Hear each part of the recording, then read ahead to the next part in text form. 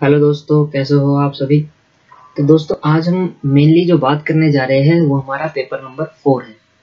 और paper number 4 में जो हमारा पेपर नंबर 4 है mathematics and statistics, math and stats का पेपर नंबर 4। अब इसमें हम कैसे हमें पढ़ना चाहिए, हम इसके बारे में बात करेंगे आज। कैसे हमें कौन से टॉपिक को ज़्यादा फोकस करना है इसके बारे में बात करेंगे। सबसे पहले मैं आपको एक बात बता देना चाहता हूँ कि मैथमेटिक्स में या फिर स्टैट्स में क्वेश्चन वाइज इंपॉर्टेंट क्वेश्चन नहीं होते, समझे आप। क्योंकि मैथ में सर बहुत सारे क्वेश्चन होते हैं, इंस्टीट्यूट कहीं से भी दे देगा और हर बार इंस्टीट्यूट नए क्वेश्चन पूछता है। समझ में आ रहा है आपको। तो जब नए क्वेश्चन इंस्टीट्यूट पूछ रहा है तो हम कैसे बता सकते हैं कि कौन सा क्वेश्चन बार बार आ रहा है।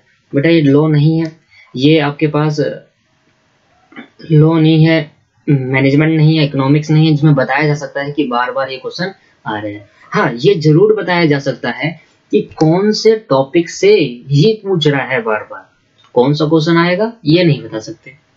हाँ, ये जरूर बता सकते हैं कि कौन से टॉपिक से बार बार क्वेश्चन कितने पूछ रहा है, कितने मार्क्स के आ रहे हैं, कौन सा टॉपिक ज्यादा इंपॉर्टेंट है, किसे हमें करना चाहिए। तो हम आज उसी पे बात करने जा रहे हैं कि कौन सा टॉपिक को आपको ज्यादा फोकस करना है और कौन से टॉपिक को आपको कम फोकस करना है और कौन सा छोड़ सकते हो, जिससे आपका टाइम कम हो जाए और पास हो जाओ। पास होने के लिए आपको मिनिमम 40 मार्क्स चाहिए। तो पास होने के लिए आपको 40 मार्क्स चाहिए, तो 40 नंबर लाने का मैं आपको तरीका बता रहा हूँ। अच्छे भी आ सकते हैं, जिनकी मैथ अच्छी है, जो विदाउट मैथ वाले उनके लिए 40 मार्क्स इनफ है कि वो 40 मार्क्स ले आए और पास हो जाए। फाउंडेशन के बाद तो मैथमेटिक्स है ही नहीं, है ना। तो हम आज उसी पे बात करने जा रहे हैं कि कौन से टॉपिक में क्या क्या क्वेश्चन हमें, कितने क्वेश्चन वो पूछा जा रहा है, कितने कौन सा टॉपिक इंपॉर्टेंट है, कौन सा हमें करना चाहिए पहले, जिससे हमारा क्या हो जाए 40 मार्क्स तो कवर हो जाए। 40 मार्क्स आ जाए उसके बाद की हम सोचेंगे कि कितने लाने हैं, उसके बाद तो भाई जितने भगवान की दे उतने आ जाए, ठीक है। तो हम बात करते हैं, सबसे पहले मैं आपको कोर्स के बारे में बता दूं कि मैथ आपके पास 40 मार्क्स का है, ये आपको पता ही है। स्टार्ट 50 मार्क्स का है, प्रोबेबिलिटी 10 नंबर की। अब बच्चे कहते हैं प्रोबेबिलिटी 10 नंबर की, इसको छोड़ देते हैं। सर सबसे बड़ी गलती, प्रोबेबिलिटी को नहीं छोड़ना बिल्कुल भी।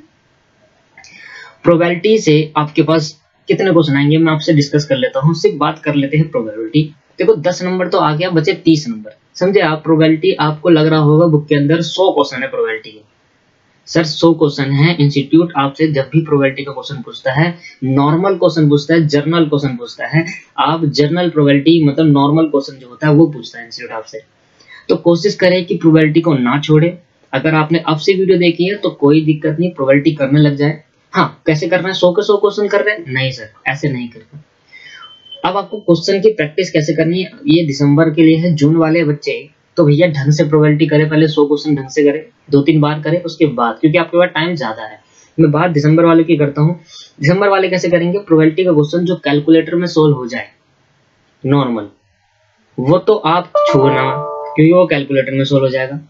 अब बचा हुआ प्रोबेबिलिटी का क्वेश्चन जो कैलकुलेटर में सोल्व नहीं हो, ये सिर्फ पूरे उसकी नहीं बता रहा, मैं सिर्फ बता रहा हूँ पूरे मैथ्स की, पूरे पेपर नंबर 4 की। वो क्वेश्चन जो कैलकुलेटर में सोल्व हो जाता है, वो क्वेश्चन जो कैलकुलेटर में सोल्व हो जाएगा, उस क्वेश्चन को दोबारा नहीं करना, क्योंकि पेपर में भी वो कैलकुलेटर में सोल्व हो जाएगा। और क्योंकि हमें रीजन देना नहीं है, इसलिए हम कैलकुलेटर में सोल्व कर लेंगे। अब मेनली आपको प्रोबेबिलिटी छोड़नी नहीं है बिल्कुल भी। प्रोबेबिलिटी में आपके पास मान लेते हैं, प्रोबेबिलिटी कितने नंबर की प्रोबेबिलिटी आएगी आपके पास, ठीक है। तो प्रोबेबिलिटी से डिस्कस कर लेते हैं, प्रोबेबिलिटी में कौन सा टॉपिक इंपॉर्टेंट है। देखो ये नहीं बताया जा सकता कौन सा टॉपिक से बार बार पूछ रहा है। मैंने कहा जर्नल पूछेगा, ज्यादा हाई भी नहीं और ज्यादा नॉर्मल नहीं, आपसे बोला मीडियम मीडियम क्वेश्चन पूछेगा। तो प्रोबेबिलिटी की बात कर लेते हैं, जो आपको 10 नंबर दिला सकती है, फ्री फंड के 10 नंबर है जी। अब प्रोबेबिलिटी आपको जो 10 नंबर दिलाएगी, इसमें आपको कैसे वर्कआउट करना है, ये बात को ध्यान समझते हुए चलते हैं कि कैसे आपको पढ़ना है प्रोबेबिलिटी। सर सबसे पहला पॉइंट, कितने क्वेश्चन आएंगे। सबसे पहले भाई 6 मार्क्स का एक क्वेश्चन आएगा, 6 मार्क्स का एक क्वेश्चन आएगा। और जो 6 मार्क्स का क्वेश्चन है, ये नॉर्मल क्वेश्चन होता है, ज्यादा मुश्किल नहीं होता है। अगर आपने एक बार प्रोबेबिलिटी कर ली है, वो 100 क्वेश्चन कर लिए हैं, तो आपको आसानी पड़ जाएगी। अगर आपने नहीं करा तो एक बार वो उन 100 क्वेश्चनों का ओवरव्यू ले लीजिए। कोई बच्चा होगा उसने करा होगा ग्रुप में, हाँ टेलीग्राम ग्रुप से आप देख सकते हो, वो कोई बच्चा है तो प्रोबेबिलिटी क्वेश्चन आपको सेंड कर देगा, ठीक है। अगर किसी बच्चे ने कर लिया है तो आपसे रिक्वेस्ट है डियर कि आप प्रोबेबिलिटी के क्वेश्चन सेंड कर दीजिए, है ना, अगर आपने कर लिया है तो। देखो 6 मार्क्स का एक क्वेश्चन आएगा जो आपको कहाँ पर मिलेगा, सेक्शन बी में स्टैटिस्टिक्स के पार्ट में, और एकदम लास्ट क्वेश्चन होगा ये, हर बार लास्ट क्वेश्चन में दिया जाता है। और जब मुझे पता है कि सर प्रोबेबिलिटी का 6 नंबर का क्वेश्चन आना ही है तो मैं क्यों छोड़ कर जाऊं 6 नंबर के क्वेश्चन को। अगर आपके प्रोबेबिलिटी का क्वेश्चन 6 नंबर का यहाँ पर कवर हो जाता है तो 6 मार्क्स आपके आ गए। अब आपके 34 नंबर रह गए। अब जरा ढूंढना, 2 मार्क्स के आएंगे ट्रू फॉल्स या fill in the blanks. True false, fill in the blanks तो है ही नहीं, ट्रू फॉल्स आएंगे, 2 मार्क्स का ट्रू फॉल्स आएगा, और 2 मार्क्स के आएंगे एमसीक्यू। अब मेरी बात सुनो, ट्रू फॉल्स जो एमसीक्यू होगा ना वो जर्नल होगा। अगर आपके पास आपका बेसिक अच्छा है प्रोबेबिलिटी का, कि मतलब फॉर्मूले आपको अच्छे रहे, तो आप आराम से प्रोबेबिलिटी के 2-2, 4 नंबर क्वेश्चन कर लेंगे। तो यहाँ पर आपके पास प्रोबेबिलिटी में कितने नंबर क्वेश्चन हो गए, 10 मार्क्स हो गए हैं। और आपके पास मेनली कितने क्वेश्चन आएंगे, 2 क्वेश्चन यहाँ पर आएंगे और 2 क्वेश्चन यहाँ पर आएंगे। तो टोटल आपके पास क्वेश्चन जो है 5 क्वेश्चन है, 5 क्वेश्चन आएंगे। अब 5 क्वेश्चन देखो ये फिक्स नहीं है, मैं तो एनालाइज बता रहा हूँ कि बार बार प्रोबेबिलिटी में ऐसा क्वेश्चन पूछ रहा है, क्या पता वो ट्रू फॉल्स में 3 पूछ ले और उसमें एमसीक्यू में 1 पूछ ले। हाँ ये हो सकता है, बट ये तो फिक्स्ड है, ये वाला फिक्स्ड है कि ये आपसे 6 का नंबर का एक ही क्वेश्चन पूछेगा। ठीक है, यहाँ तक हमें बहुत अच्छा समझ में आया कि हमें प्रोबेबिलिटी में फोकस करना है। आप अगर एग्जाम्पल भी करके जाते हो और कुछ क्वेश्चन भी करके जाते हो तो मान कर चलो कि प्रोबेबिलिटी क्वेश्चन हो जाए। ठीक है, अब सेक्शन बी के अंदर मैं आपको एक बात बता दूं कि डियर सेक्शन बी में, सेक्शन जो बी है उसमें आपको ना टोटल 6 क्वेश्चन मिलेंगे, टोटल 6 क्वेश्चन होंगे, और आपको पता है उस 6 में से आपको 4 करने। अब 4 में से एक तो हो गया प्रोबेबिलिटी का, सर 4 में से एक तो प्रोबेबिलिटी का हो गया, तो अब बचे कितने, 3 क्वेश्चन। तो हमारे पास 5 में से 3 क्वेश्चन करने हैं। ठीक है, अब मान कर चलो कि सही प्रोबेबिलिटी का जो 6 नंबर क्वेश्चन है वो आपको नहीं आया, कोई बात नहीं, अभी भी तो 5 बचे, अभी 5 में से 4 करना है, तो अच्छे से उसको कर लेंगे, कोई दिक्कत नहीं। पर मैं ये नहीं कह रहा कि प्रोबेबिलिटी आप ना करके जाओ, प्रोबेबिलिटी करके जानी है, क्योंकि वो आपको क्वेश्चन में जरूर मिलेगी और आपको 10 नंबर दिला सकता है। नॉर्मल क्वेश्चन पूछता है हर बार प्रोबेबिलिटी का। यहाँ तक क्लियर हो गया। अब प्रोबेबिलिटी में देख लेते हैं कि कौन सा टॉपिक को आपको ज्यादा फोकस करना है। ठीक है, चलो वो बात कर लेते हैं कि प्रोबेबिलिटी के अंदर कौन सा टॉपिक बार बार पूछता है। देखो 2 मार्क्स और 2 मार्क्स के क्वेश्चन में, ये वाले 2 मार्क्स हैं, ये वाले, ये आपको क्वेश्चन तभी कर पाओगे जब आपकी पूरी प्रोबेबिलिटी आपने पढ़ी होगी, क्योंकि ये है बेसिक क्वेश्चन।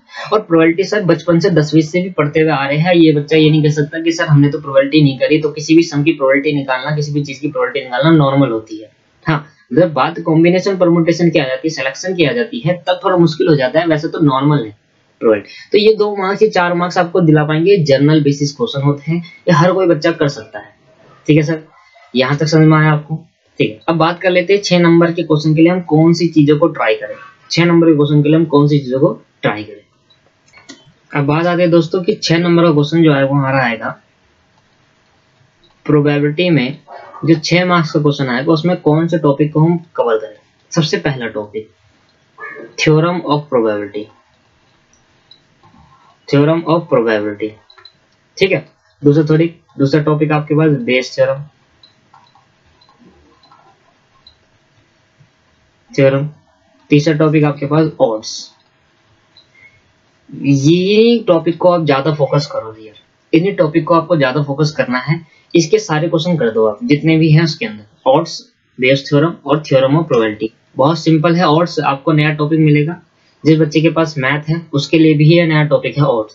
तो बहुत ही सिंपल है, आप अगर बुक को ध्यान से देखोगे, अगर पढ़ोगे, समझोगे तो आपको जरूर समझ में आएगा। Theorem of probability, Bayes theorem और ऑड्स, इन्हीं टॉपिक में से वो 6 नंबर का क्वेश्चन आता है।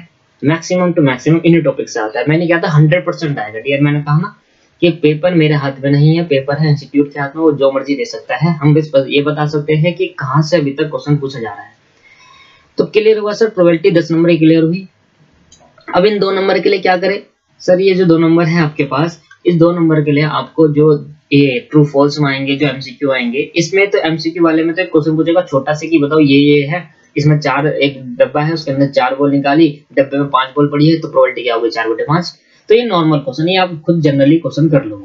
अब 2 नंबर के जो ट्रू फॉल्स में क्वेश्चन आते हैं, जो आपके पास बुक में ट्रू फॉल्स आपको गिवन होंगे, अगर नहीं गिवन तो आपको क्या करना है, जरा ध्यान सुनना। आपको ना फॉर्मूलेज जो है प्रोबेबिलिटी के, वो एक बार नजर मारनी है। कि फॉर्मूलेस कौन कौन से हैं, मल्टीप्लिकेशन थ्योरम में क्या कैसे करते हैं, एडिशन थ्योरम में कैसे करते हैं, वो आपको देखना है। ठीक है जी, यहाँ तक क्लियर हुआ। जैसे सेट का कुछ रोल आ जाता है प्रोबेबिलिटी के अंदर, तो वो आपको फोकस करना है सेट्स के रोल में। समझ में आ गया? तो प्रोबेबिलिटी हमारी 10 नंबर को यहाँ पर कंप्लीट मानता हूँ मैं, और आपको जो मैंने बताया आप उसके हिसाब से प्रैक्टिस करना चालू कर दीजिए। ठीक है, और जिस बच्चों को प्रोबेबिलिटी के 100 क्वेश्चन कर लिए हैं वो क्वेश्चन प्रोबेबिलिटी में देख। सर इसके बाद मैं एक इम्पोर्टेंट बात बताने जा रहा हूँ। कई बच्चे को पता है, बाकी बच्चों को नहीं पता कि सर देखो कॉस्ट अकाउंटिंग का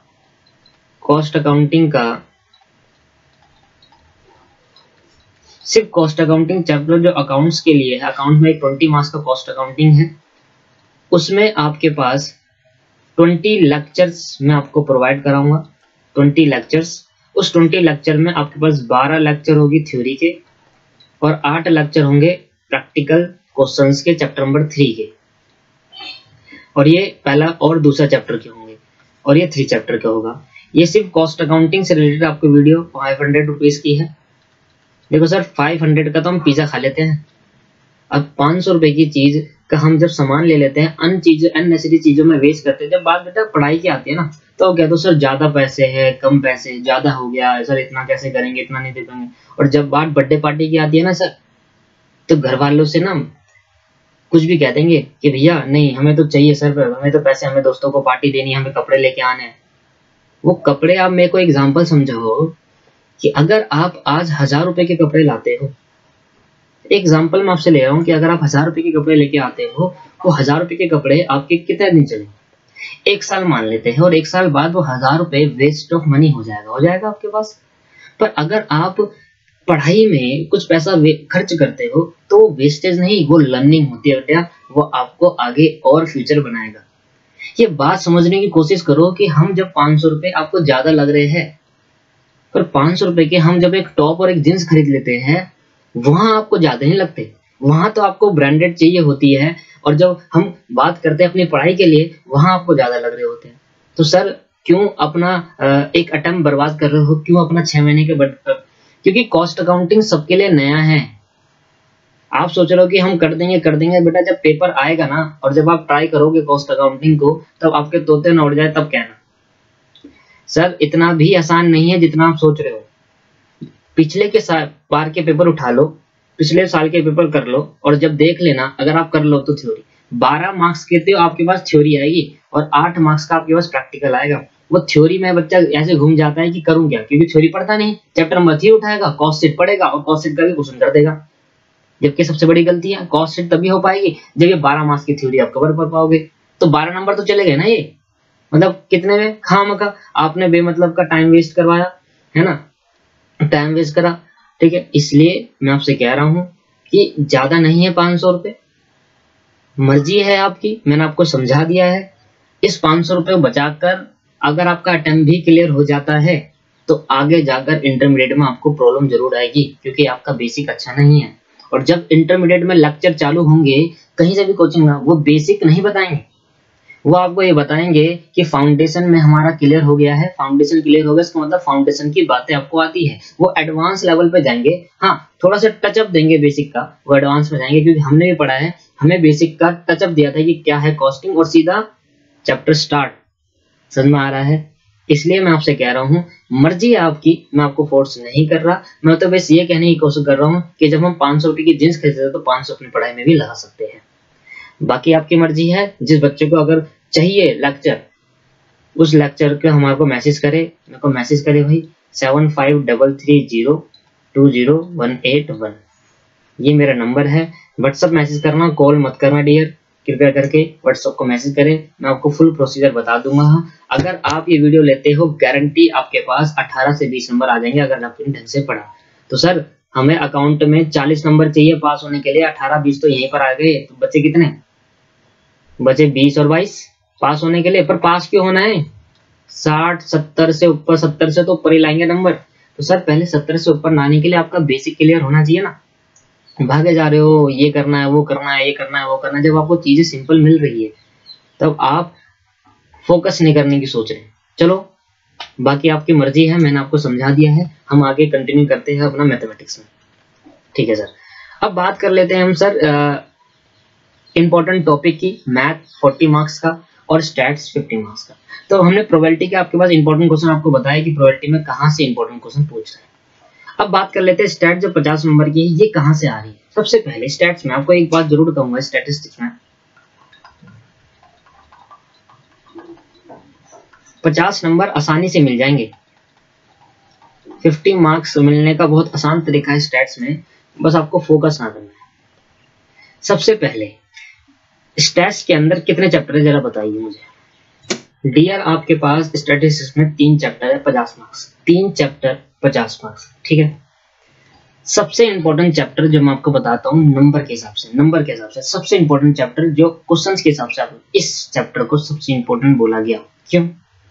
देखो इस चैप्टर में कोरिलेशन और रेग्रेशन 2 चैप्टर है स्टडी नोट के अंदर, और कोरिलेशन का एक क्वेश्चन कंपलसरी आता है, क्वेश्चन एक कंपलसरी आता है, इसमें भी एक क्वेश्चन एक कंपलसरी आता है। मतलब इस चैप्टर को अगर आप स्टडी नोट को आप ढंग से कर लो और इसके क्वेश्चंस आप देखो, हर एक क्वेश्चन नहीं करना। डियर स्टैटिस्टिक्स में बहुत टाइम वेस्ट होता है, आपको रोज फॉर्मूले लिखने हैं, याद करने हैं बाय हार्ट, आपको ढंग से फॉर्मूला लिखकर हर एक क्वेश्चन को नहीं करना होता। एक क्वेश्चन करा, उसको समझा, समझने के बाद हमारे हाथ में कैलकुलेटर रेडी है, सब कुछ हम कर सकते हैं पेपर के अंदर, बस आपको क्या करना है, फॉर्मूला पता होना चाहिए। स्टैट सबसे सिंपल होती है, आपको फॉर्मूला पता होना चाहिए। जैसे कि आपने कहा x माइनस एक्स का स्क्वायर डिवाइडेड बाय n, ये फॉर्मूला है मान लो रूट में, तो आपको पता है आपको एक x निकालना है, ये वाला मीन निकालना है और उसका माइनस करना है, फिर स्क्वायर करना है, उसका सम करना है, फिर n से डिवाइड कर देना है। ये तो नॉर्मल, जब आपको ये पता ही नहीं फॉर्मूला तब आप कैसे कर पाओगे।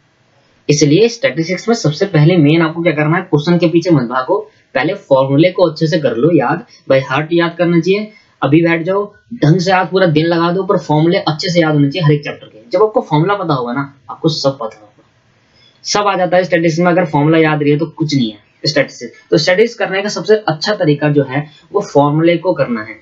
अब जब कोरिलेशन में एक क्वेश्चन आना ही आना है और रेग्रेशन में एक क्वेश्चन आना है, तो 6 नंबर के मतलब 12 नंबर का हो गया। अच्छा 2 क्वेश्चन यहाँ, तो मैं आपको कहूंगा कि ये 2 चैप्टर आप अच्छे से पढ़कर जाए। इसमें क्या है, इसमें आपको कैसे करना है, एक टॉपिक लेना है, उसका फॉर्मूला याद करना है अच्छे से, और इसका एक यहाँ पर एक क्वेश्चन याद करना है, बस खत्म हो गया। दूसरा टॉपिक, एक फॉर्मूला याद करना है, क्वेश्चन करना है, खत्म टॉपिक। मतलब हर एक चीज के जहां आपको लगता है कि यार मुझे मेरा दिल से अंदर से नहीं आ रहा कि ये फॉर्मूला करने पे मेरे को कर पाऊंगा मैं पेपर में, तो वहां पर उसके एक और क्वेश्चन कर देंगे। अगर आपको लगता है कि यार ये आसान है, करना जरूर है, ऐसा लगता है कि आपको अरे नहीं ये तो आसान है यार, ये तो कर रहा है, बहुत बार कर लिया, नहीं, एक बार जरूर करना है। फॉर्मूले, एक कॉन्सेप्ट उठाना है। देखो कितने कंसेप्ट है कोरिलेशन में, 2 कंसेप्ट है कोरिलेशन में, 3-4 कंसेप्ट है रेग्रेशन में। तो आपको क्या करना है, नॉर्मल है ये, क्वेश्चन करना, एक टॉपिक उठाना है, उसका फॉर्मूला याद करना है, एक क्वेश्चन करना है। अगर आपको लगता है कि क्वेश्चन करने पर आप सेटिस्फाई हो गए, आप कर लोगे, तो वहीं छोड़ देना है, अदरवाइज एक क्वेश्चन और कर लेना है। सारे क्वेश्चन को कवर नहीं करना, ठीक है जी। तो आपको 6 नंबर यहाँ, 6 नंबर यहाँ पर, 12 नंबर का ये हो गया, 10 नंबर की प्रोबेबिलिटी हो गई। तो कितना मार्क्स हो गए, 12 और 10, 22 नंबर तो यहीं पर आ गए आपके पास, ठीक है। अब आपके पास कितने क्वेश्चन हो गए, 3 क्वेश्चन हो गए, बचे 3 क्वेश्चन। 2 क्वेश्चन आएंगे इस चैप्टर में से और 1 क्वेश्चन आएगा इस चैप्टर में से। तो हमें टोटल कितने क्वेश्चन करने हैं, हमें आपके पास टोटल 4 क्वेश्चन करने हैं, 3 तो हमने कर ही लिया है।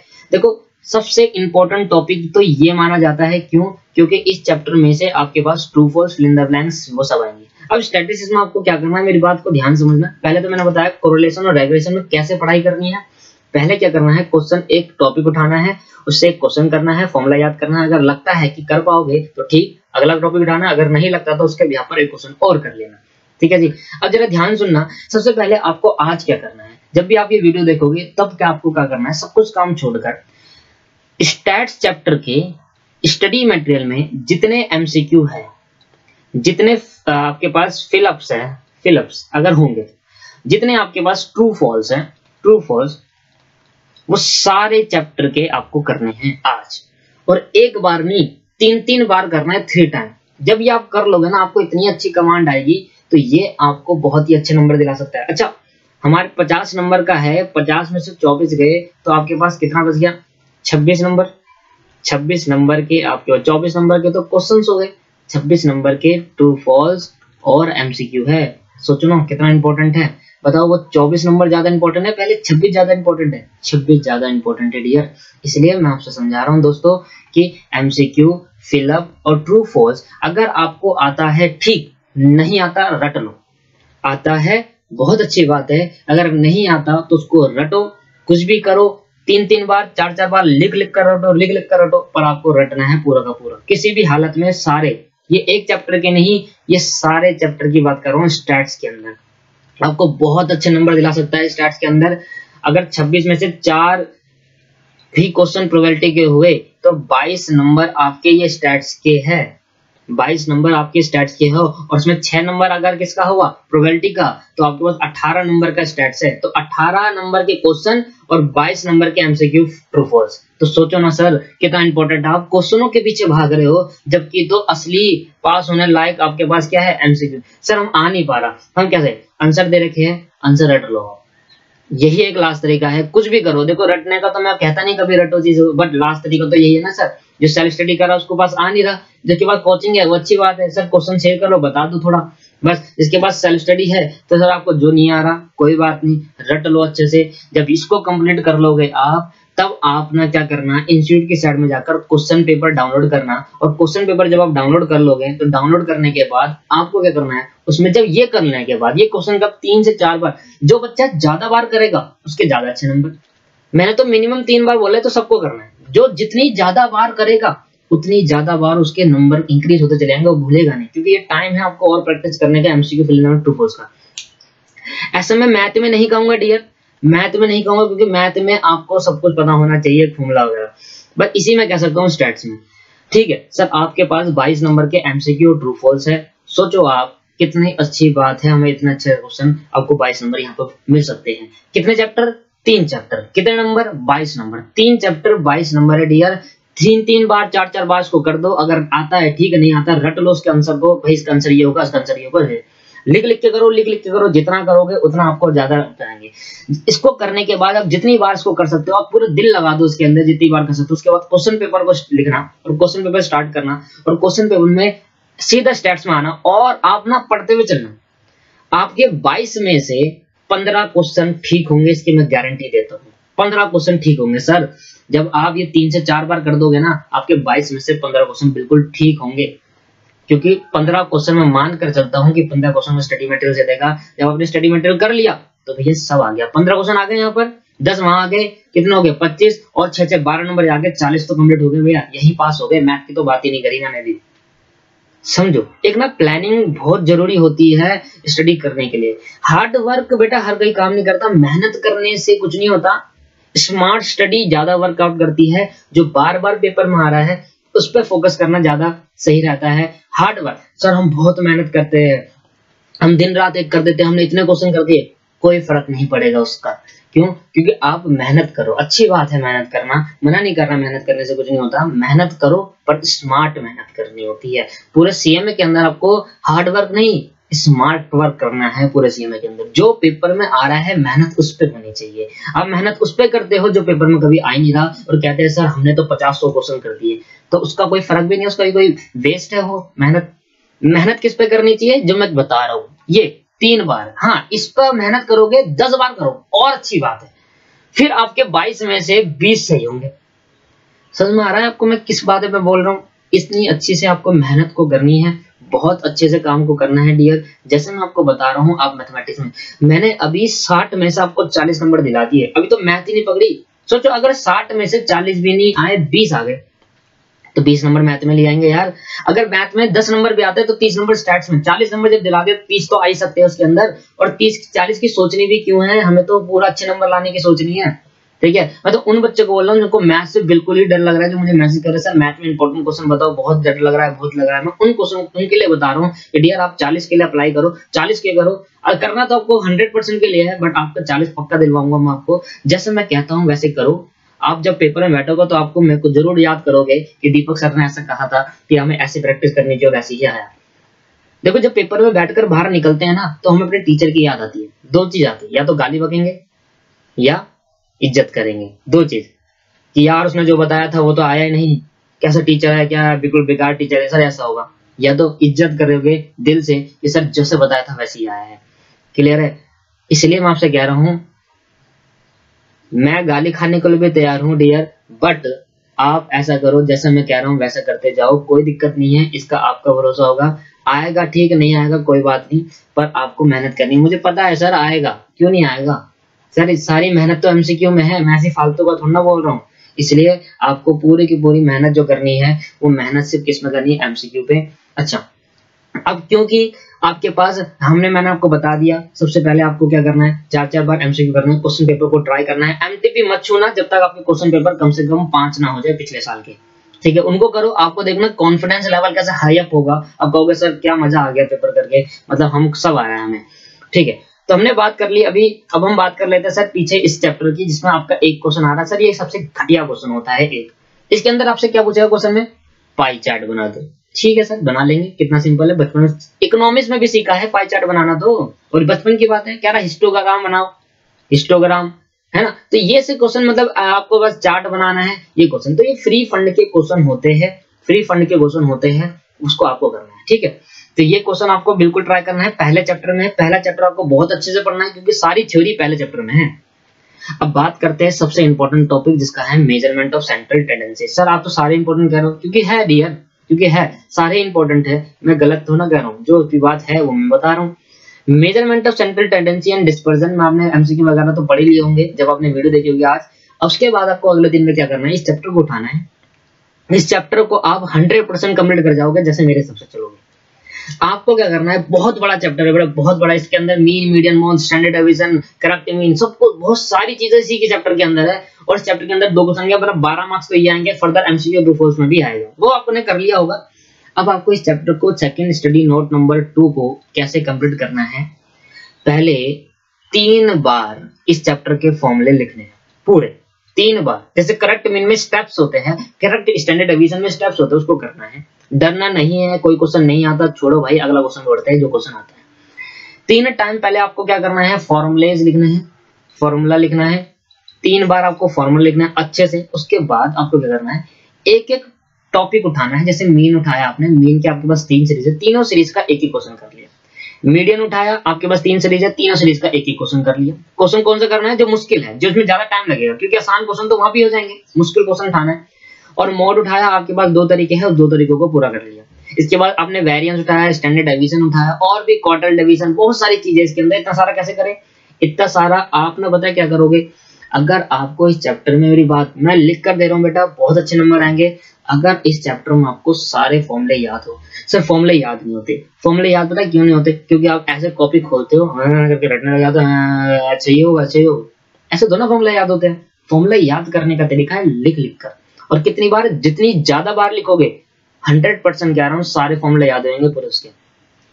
तो आपको करना है, एक टॉपिक उठाना है, फॉर्मूला याद होना चाहिए। मैंने कहा ना 3 बार, आप अगर इसको 5 बार भी करोगे तो बहुत अच्छी बात है। पहले सारे फॉर्मूले याद कर लो, याद करने के बाद आपको एक क्वेश्चन उठाना है, बिल्कुल एक क्वेश्चन ट्राई करना है, सबका बिल्कुल एक क्वेश्चन ट्राई करना है। सबसे इंपॉर्टेंट टॉपिक जो इसके अंदर होता है मिसिंग वैल्यू वाला। अगर आपको कहीं पर मिसिंग वैल्यू वाला क्वेश्चन दिखे, उसको 3-3, 2-2 बार करना, क्योंकि काफी बार पेपर में, जब मैं फाउंडेशन दे रहा था तब भी आया था मिसिंग वैल्यू, और मैं छोड़ के आया था क्योंकि मुझे आता नहीं था। इसलिए मैं आपसे कह रहा हूँ कि मिसिंग वैल्यू वाला क्वेश्चन आपको जरूर करना है। कहीं बुक में मिसिंग वैल्यू गिवन होगी तो उसको करने का ट्राई मारो, उसमें एक्स और वाई लेट करते हैं, वो कैसे करते हैं उसको देखें। तो इस चैप्टर को कैसे करना है, हर एक क्वेश्चन नहीं करना, आपको फॉर्मूला याद होना चाहिए। पूरा स्टैट्स आप कर पाओगे अगर आपको फॉर्मूला याद है तो। फॉर्मूला याद नहीं है आप कुछ नहीं कर पाओगे, जब कुछ भी, कितने भी 1000 क्वेश्चन कर लो स्टैट्स के, जब तक आपके फॉर्मूले याद नहीं है। तो मेन बात तो मैं एंड में आके वहीं अटक गया कि फॉर्मूले याद होने चाहिए। तो सर हमने तो 6 में से 6 क्वेश्चन को ट्राई करना सीख लिया, पर आपको करने कितने, 4, जो आपको आसान लगे वो जरूर करना। मिसिंग वैल्यू को जरूर करना, ये मेरा इंपॉर्टेंट टॉपिक रहता है। मैं हर बच्चों, अपनी क्लास में सब बच्चों को बोलता हूँ कि मिसिंग वैल्यू के क्वेश्चन जरूर होने चाहिए। यहाँ तक हमें बहुत अच्छे से समझ में आया। अब बात कर लेते हैं, स्टैट्स हमने कंप्लीट कर लिया है, कैसे कैसे पढ़ना है, और हमने कंप्लीट कर लिया है प्रोबेबिलिटी। अब बात आती है मैथ की, जो सबसे खतरनाक है उन बच्चों के लिए जिन्होंने मैथ करी नहीं है कभी। स्टैट तो फिर भी करी है, मैथ तो करी नहीं है। तो बात कर लेते हैं मैथ की, और मैथ में बात कर लेते हैं 40 मार्क्स की। सर आप बेमतलब का डर रहे हो, बेफालतू का डर रहे हो, मेहनत करो, डरो मत, थोड़ा ना स्मार्ट वर्क करो। Smart work in the sense, इसके मैथ के अंदर रियल कोई भी नहीं बता सकता कि कोर्स में से कितने नंबर का क्वेश्चन आएगा, कोई भी नहीं बता सकता। मैथ के उसमें आपको कोई भी नहीं बता सकता कि कितने मार्क्स का क्वेश्चन, कितने टॉपिक में से। हमारे पास 6 चैप्टर है इसके अंदर, 6 और 6 में से पहला चैप्टर कितने मार्क्स में आएंगे, कितने क्वेश्चन आएंगे, ये नहीं बताया जा सकता। स्टैट्स में फिर भी एनालाइज करके बताया जा सकता है, पर मैथ में नहीं बताया जा सकता। अब आपको मैथमेटिक्स को कैसे करना है, जरा ध्यान समझना। अब वो टाइम है, देखो जून वाले स्टूडेंट को तो भैया पूरी मेहनत करे, एक एक क्वेश्चन दोबारा करे, बार बार करे। जून वालों के लिए मैं बोल रहा हूँ, जो जून 20 में एग्जाम देने वाले वो तो ढंग से करे। जो अब दिसंबर में एग्जाम देने वाले 19 के लिए, उनको कैसे करना है, उनको रिवीजन कैसे करनी है मैथ की। सर मैथ की मैंने सारी वीडियो डाल दी है, सिर्फ एक को छोड़कर, कॉम्बिनेशन एंड परमुटेशन को। क्यों डर रहे हो, कॉम्बिनेशन परमुटेशन छोड़ दो ना सर। अगर नहीं वीडियो डाली, मतलब आपको 5 चैप्टर अच्छे से आते हैं, जो एक चैप्टर के पीछे आप हाथ धो के पढ़ गए हो। आप ये बताओ 5 चैप्टर जो आपको मैंने करा दिए वो अच्छे से आते हैं क्या? कोई भी क्वेश्चन पूछ लो कहीं से भी। सर क्यों, थोड़ा दिमाग लगाओ। पहले उतना करना चाहिए जितना हमें आता है, जितना सर ने करा दिया। मैंने 5 चैप्टर के एक एक क्वेश्चन करा दिए। अगर मैं आपको एक एक क्वेश्चन में से कोई भी क्वेश्चन उठाकर दे दूं, आप कर नहीं पाओगे, गारंटी है। सर थोड़ा दिमाग लगाइए, कॉम्बिनेशन के पीछे मत भागिए, ठीक है? कॉम्बिनेशन में कितना आ जाएंगे हद से आगे, 4 क्वेश्चन छोड़ दो, क्या फर्क पड़ रहा है? आप बड़े 100 में से 16 आने की सोच रहे हो। थोड़ा दिमाग लगाइए सर। जब आपके पास, अगर मैं नहीं कर पा रहा, मैं नहीं करवा पा रहा, तो मेरी कोई रीजन है, मैं अपना पढ़ रहा हूँ, या फिर मेरा कोई काम, मेरी क्लासेस नहीं है, मैं खुद को टाइम नहीं दे पा रहा ढंग से, मैं आपको कैसे टाइम दे पाऊंगा? सर मैंने जितनी करानी थी आपकी मेहनत कराई ना। 5 चैप्टर कम होते हैं क्या सर? 5 चैप्टर कम नहीं होते। मैं फेस टू फेस क्लासेस में 5 चैप्टर के 3000 रुपए लेता हूँ सर। मैंने आपको फ्री में प्रोवाइड करी है और मेरा लॉस है। तो सर देखिए कि जो आपको क्वेश्चन हो गए हैं, जो चीज आपको मिल गई है, पहले उस पर मेहनत करना चाहिए, नहीं चाहिए आप एक के पीछे बढ़ो। सर कॉम्बिनेशन परमुटेशन करा दो, कॉम्बिनेशन परमुटेशन करा दो। मैं कह रहा हूँ 5 हो गए क्या? 5 चैप्टर आपको कितने नंबर दिलाएंगे? 36 नंबर। ये हो गए क्या? आप 4 नंबर के पीछे भाग रहे हो और वो भी नहीं आएंगे 4 नंबर। क्यों? क्योंकि आपके पास चॉइस है। हाँ मैंने कहा भाई 6 क्वेश्चन पूछेगा आपसे, 4 करने हैं तो एक छोड़ दो ना, फिर 4 नंबर ही गए वो भी। अब समझे सर क्यों आप पागल हो रहे हो कॉम्बिनेशन परमुटेशन के लिए? आपको मेहनत करनी चाहिए किसमें, इन 4-5 चैप्टर जिसके मैंने एक एक क्वेश्चन आपको करा रखा है। मैंने ये भी नहीं सोचा कि मैंने कहा छोड़ो यार सिंपल क्वेश्चन भी मैं करा देता हूँ, मैंने सब। हाँ सर मैं उसमें बताता हूँ, उसमें क्या होता है कि कभी कभी मेरे से कुछ गलती हो गई है, तो सर इतना कॉमन सेंस आपके पास भी है कि आप पहचान सकते हो कि कहाँ पर गलती हो और कहाँ पर सर ने x की जगह पर x+2 होना चाहिए था, x+3 कर दिया। सर ये तो यार मैंने गलती करी है। कैसे करी है? जानबूझकर। सर वो क्या हुआ है कि कभी कभी क्या होता है, थोड़ा ध्यान कहीं और चले जाता है, थोड़ी सोच कहीं और चले जाते हैं, कहीं और सोच लेते हैं, किसी और चीज के बारे में सोच लेते, तब क्या होता है 3 लिखते हैं और जल्दीबाजी में आंसर कर देते हैं। सर देखो गलती हो जाती है, इसका मतलब ये नहीं है कि आपको वो बताना है सर यहाँ पर आपकी गलती है, ये है वो है, आपने ढंग से नहीं करा, चक्कू रह हुआ। सर मुझे पता है गलती है, मैं वीडियो में चेंज नहीं कर सकता और ना डिस्क्रिप्शन में उतना क्वेश्चन लिख सकता। समझ रहे हो ना आप? मैं डिस्क्रिप्शन में फोटो डालने का तो ऑप्शन होता नहीं है ना, इसलिए हाँ मैं मानता हूं कि कुछ चैप्टर में गलती हो गई है, पर आपको पता चल जाता है ना गलती, तो आप उसको अच्छे से कवर करो और लिख दो, नीचे कमेंट में ये लिख दो कि सर इसमें गलती हो गई है। आप मैं नहीं करूंगा सर कुछ भी, मैं उसमें नहीं डालूंगा, गलती हो गई। आपको खुद करना है कि भैया आपको पता चल गया कि गलती हो गई है, आपको दिख रहा है कि भाई पहले 2 लिखा था सर ने 3 लिख दिया, तो एक गलती हो गई, इससे कर दिया सॉल्व, तो आप 2 से कर दो यार, क्या फर्क पड़ रहा है उससे? तो सर अगर कोई भी गलती हो जाती है तो आप कमेंट करके बता दीजिए बच्चों को कि सर यहाँ दोस्तों यहाँ पर गलती है और उस गलती को आप ठीक कर लेना, सर से थोड़ी मिस्टेक हो गई है, बस इतना लिखा बहुत है। आपको समझ में आ गया, अच्छी बात, आपने दूसरे को बता दिया, अच्छी बात है, ठीक है। तो हमें क्या करना है, देखो मैं ये नहीं कहता कि कॉम्बिनेशन परमुटेशन इंपॉर्टेंट चैप्टर नहीं है, इंपॉर्टेंट होता है। क्यों? क्योंकि प्रोबेबिलिटी में पूरा आता है वो कॉम्बिनेशन परमुटेशन, इसलिए मैं कह रहा हूँ कि प्रोबेबिलिटी में जब पूरा आता है तो ये इंपॉर्टेंट है, ऐसा नहीं। बट अगर सोचो कि मैंने नहीं करवा पाया, कोई वजह होगी ये नहीं कर पाया, अगर नहीं करवा पाया तो उस पर इतना फोकस क्यों करना है, बाकी 5 करने हैं ना, वो ज़्यादा इंपॉर्टेंट है। अब बात आती है कि अगर वो बात जिन्हें परमुटेशन कॉम्बिनेशन करते चाहिए, हमारे पास अभी 5 चैप्टर है, हम 5 चैप्टर को कैसे करें? देखो मैंने आपको पहले ही कहा कि इसके अंदर कोई इंपॉर्टेंस नहीं होता, इसके अंदर ये नहीं बताया जा सकता कि कौन से टॉपिक में कितना क्वेश्चन आ रहा है। हाँ ये जरूर बताया जा सकता है कि कैसे करना है आपको एक चैप्टर। मान लो आपने पहला चैप्टर लिया रेशियो एंड प्रोपोर्शन और वेरिएंस, एक ही क्वेश्चन करा रखा है मैंने और एक ही क्वेश्चन की वीडियो डाल रखी है इसके अंदर। तो आपको क्या करना है, खुद से बुक उठानी है, बुक उठाने के बाद आपको एक क्वेश्चन लेना है, कैलकुलेटर में सॉल्व करना है, अगर हो गया दोबारा नहीं करना, दूसरा क्वेश्चन लेना है, कैलकुलेटर में सॉल्व करा, हो गया, दोबारा नहीं करना। तीसरा क्वेश्चन कैलकुलेटर में सॉल्व करना, नहीं हो रहा कैलकुलेटर में, तो हाथ से लिखना चालू कर दो। हाथ से भी नहीं हुआ, एक बार वीडियो देखो जल्दी से स्किप करके, वहां देखो कैसे करना है, फिर हाथ से 2 बार करो उसको। जो क्वेश्चन कैलकुलेटर में हो जा रहा है उस क्वेश्चन को आपको लिखकर नहीं करना। जो बहुत से ऐसे क्वेश्चन होते हैं जो बहुत ही सिंपल होते हैं, जैसे कंपाउंड सिंपल इंटरेस्ट, 1000 रुपये लगाया, 5% का रेट है इंटरेस्ट, 2 साल के लगाया तो अमाउंट कितना होगा? अरे कौन नहीं निकाल पाएगा ये अमाउंट? 1000 इंटू 5% मल्टीप्लाई तो डिवाइड बाई 100, अमाउंट आ गया। सिंपल इंटरेस्ट आया, ऐड कर दिया 1000 रुपये में, अमाउंट आ गया। तो समझे आप? तो आपको कैसे करना है जरा समझ में आया? पहले तो आपको कैलकुलेटर में सॉल्व करना है, अगर कैलकुलेटर में हो जाता है तो क्या करना है आपको, वो छोड़ देना, वो दोबारा वो वहां पर भी हो जाएगा पेपर में, कैलकुलेटर में। जब यहाँ हो गया कैलकुलेटर तो वहां भी हो जाएगा। जो क्वेश्चन कैलकुलेटर में नहीं हो रहे, बहुत से क्वेश्चन ऐसे जो बड़े होते हैं जो कैलकुलेटर में नहीं हो पाते, वो क्वेश्चन आपको लिख कर करना है, ठीक है। इसके अंदर कोई इंपॉर्टेंट नहीं है, मैं आपको कितने भी आप पूछ लो, किसी टीचर से पूछ लो, वो इंपॉर्टेंट नहीं बता पाएगा।